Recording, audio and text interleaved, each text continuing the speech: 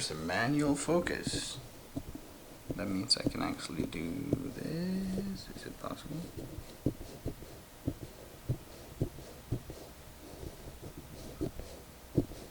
Is that not even focusable? Doesn't go more sharp than that. Oh, it's just the lighting. Okay, so Gotek SFRKC30.AT2. And that's the Gotek I'm using. If we can get that to focus. Alright, so that's the Gotek that I'm using for my S10, doing quickdisk emulation, and it's working fine. Let's see if we can get this to focus. Yeah, it's working fine.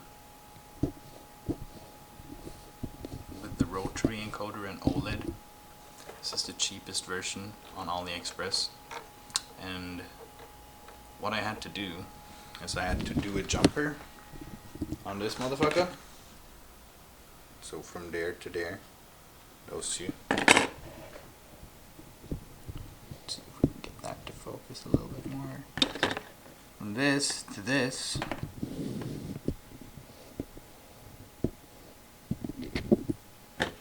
From that to that. If you jump those, plug this USB into the port on the Gotek. Right.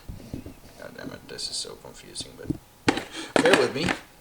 Plug that in there, boom. And then you figure out if you have an ARTERY or a SMT32 chip. That's this chip right here. It says on it, but usually you can find out which chip it has. And then you download the right firmware, what's it called? Firmware flasher. It's like a software. And then you plug this into your PC. It will recognize this if it's jumped. And you flash the firmware. Then the OLED and the rotary encoder will work. I used flash floppy. And then I used the flash floppy quick disk version. And then I had to find a Roland disk image. And when I found the Roland disk image called 0004 something, boom, that worked. I'll try and put it in the description, all the files I used. But that worked, and it got the S10 fucking loading and saving. So what I had to do was first plug that in, go through the ARTERY program or the SMT program after you've jumped it, so it's recognized and the LEDs won't light up. If the LEDs light up, you're doing something wrong. And you don't have to power it when you're doing the firmware bootstrapper thingy update. And once that's done, the LED on the OLED will light up, the rotary encoder will work, and now you have to do an actual firmware update onto the quick disk firmware that you want. And now you can firmware update from the USB itself. So what you do is you turn it off, hold the rotary encoder, turn it on, boom, it's gonna firmware update.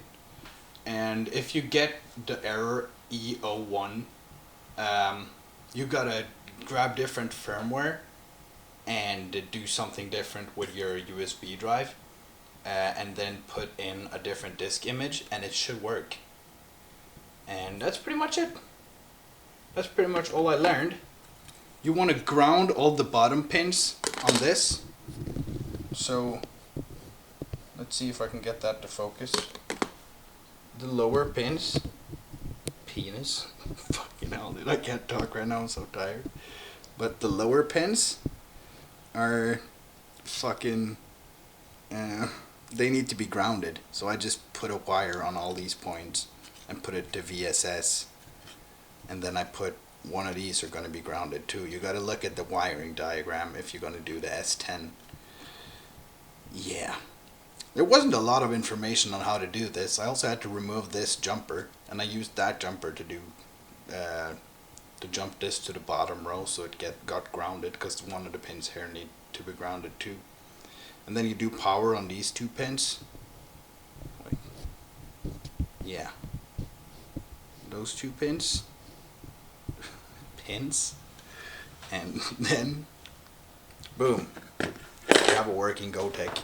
That's what I did, at least. And I got the cheapy, shitty, like the letters weren't even right.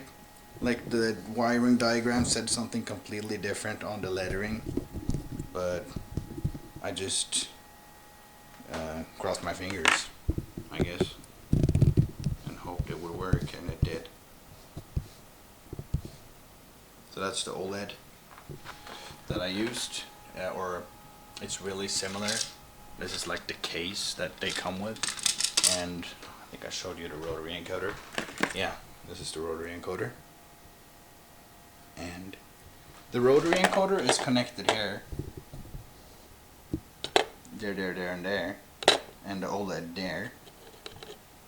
And other than that, you just have to ground some stuff and you should be fine. I can see if I can put some pictures, boop, boop, here of what mine actually looked like, because I took some pictures, I think I did. And I had to do like male to female pin headers and just put it into the ribbon that came from that was connected onto this, you know. There's like a ribbon right there, right here, or there or something. I think it's here. And I just mimicked these pins with like actual pin cable thingies. Yeah, I'm tired and this took forever, so you're just gonna have to deal with that, but this is better than any other fucking explanation I've seen so far on how to do it with cheapies on the S10 by Roland, of all fucking simps or whatever. Yeah, so that's how you do it cheap, and you don't have to pay the extra, I don't know, it's probably $40 to get the actual S10 version where someone's did what I did. But yeah, this is also the original screen that came with it, but you don't really need it.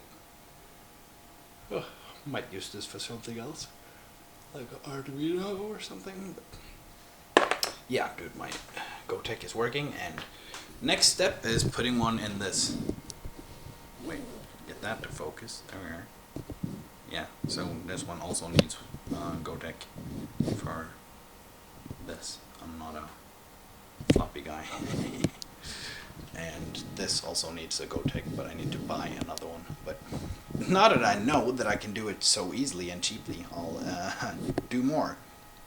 Oh, I love the image on this camera. It's so much better than my phone. Everything looks so bright and beautiful. But yeah, that's the video. Thanks for watching, and good luck with your Gotek adventures. And if you ask me questions in the comments, I usually answer them, but I'm lazy, so don't expect me to be like real quick or anything, but I can try and help you out, and I hope this video cleared up some stuff. And I'm definitely gonna try and make another one where I'm not like super tired, where I actually explain it a little bit better. But you know, the fucking drill, where I tell you I'm gonna make a video and I don't. Well, sometimes I do, other times I don't.